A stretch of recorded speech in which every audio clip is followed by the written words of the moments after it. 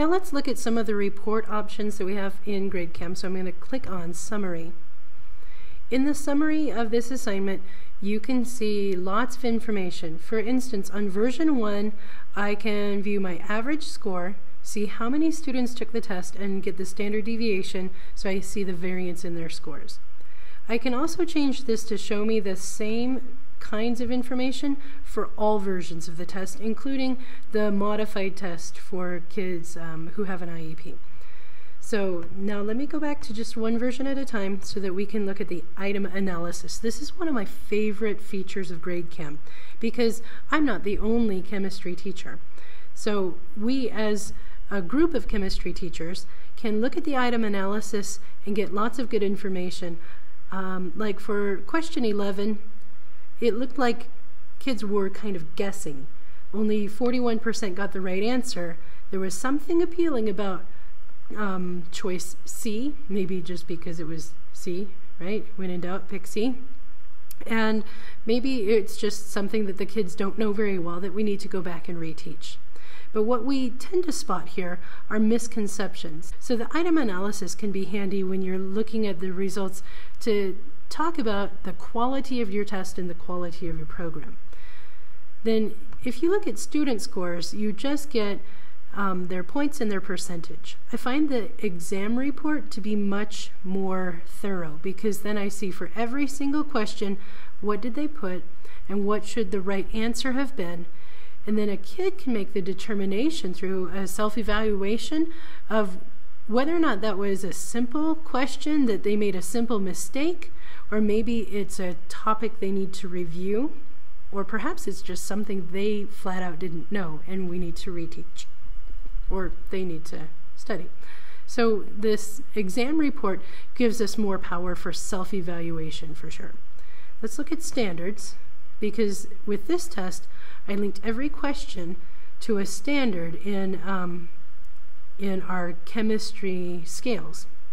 So we can see that for version 3, we have classifying reactions is better than identifying the components of the chemical equations. How about in version 1? Do we have the same results? Let's see. The standards is a lot better because version 3 was my modified test. That's for kids who struggle. But in version 1, we see they're doing better at both of these standards. I can also look to see how do the teachers compare. Oh, but I didn't share this one with anybody. I can compare my classes to one another and see which classes are performing the best. And my second hour class looks like struggled more than any other. So I can think about what do I do as a teacher to support them more. Let's see, I know one of my tests I shared with other teachers.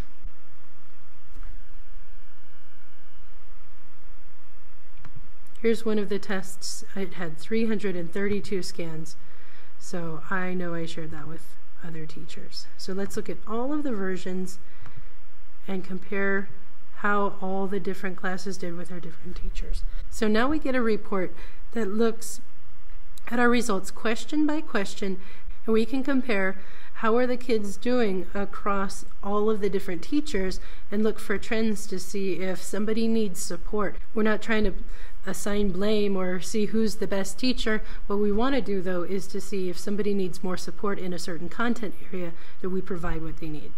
So I'd like to go back to the standards, though, because that, I think, is the most powerful type of report that we can use to provide evidence of mastery on our scale.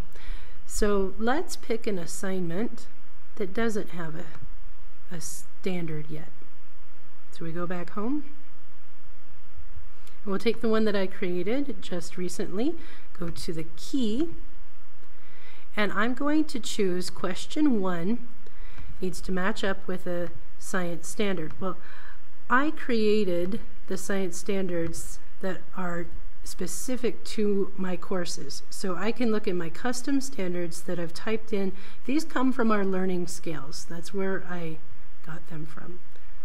All AP chemistry. Here's chemistry. Okay, so my first question aligns with our learning objective 1.1 from our scales.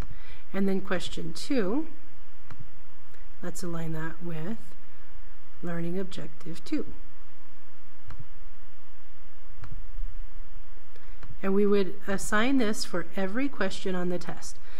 I think this is time consuming to align every test question with a standard, but you know what? Not only is it time consuming, it's also critically important. Why would you have a question on your test that's not directly aligned to the standards and learning objectives that you're trying to teach? So we would do this for all of our questions. I encourage you to team up with the other people who teach your content and make sure that any common assessment at least is aligned to your learning objectives and your skills. That way you're not wasting anybody's time, and you get a report in the end when you look at your reports by standards that is much more useful. So let's see. Let's look at the chemistry final, which is kind of scary to let you see how many of my kids still don't pass the chemistry final. Okay, so if we look at the standards, then I get a report that tells us how the kids are doing. So I can see that classifying matter or energy as a wave is still a difficult concept. But here's what I know. Most of those kids are making mistakes with the scientific notation and typing things into their calculator, and I'm going to revisit that in the spring. So since this is on the fall final, I know I better revisit that topic in the spring so that we can get the scientific notation and calculator fluency to be higher so they don't lose points on calculations. I also see that periodic trends is low, and you know what, that's probably going to be low. That's always the hardest topic in chemistry year after year. So I have to sometimes say, well, yeah, that makes sense. That one's hard. But right down here, geometry and polarity, I'm not satisfied with a 31%. That's not okay with me. But I also know that before they go on to biology, where they have to talk about polar and nonpolar solvents, I'm going to teach them again about polarity when we work through chemistry in the spring semester. So I can look standard by standard to see where's our program deficient and what do we plan to do about it. And if we don't have a plan to do something about it, we better have a good justification of why not. I can also look at the student report for standards. How is the student doing on the standard? And this one is so fabulous. If you're trying to find evidence of mastery, then the final exam can give us some of that information, and this can provide us some evidence of whether or not the student has mastered a certain concept. So for one of our scales about classifying matter, this student has demonstrated mastery to maybe a level 2.5. But down here later on, lab safety is just a 2, energy and electrons is not even a 1 yet, and locating electrons. So we can look at our scales and see where we are and make some decisions on the final exam. Are we going to do anything about it? Is this a concept that's critical moving forward? If it is, if they need to know this to be successful in the spring, we need to address the deficiency in the standards for that particular student. So if you have an assignment that you'd like to be able to compare your reports between more than one teacher, then select that assignment, hit share, and then type in the names of the teachers that you want to share it with. And then decide at what level. Scan and view reports.